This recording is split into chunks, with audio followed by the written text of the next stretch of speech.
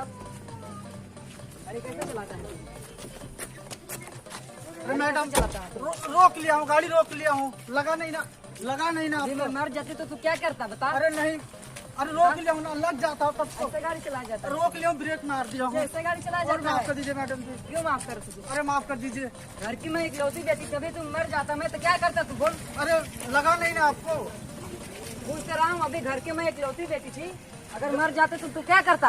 गलती हो गई मैडम, रोक लिया हूँ गाड़ी ना, बस कैसे गलती हो गई? गलती हो गया। गलती कैसे हो गई तुझसे बोल? बस रोक लिया हूँ गाड़ी ना, लगा नहीं ना आपको, बच गई ना। अगर मुझे लग जाता तू क्या कर लेता?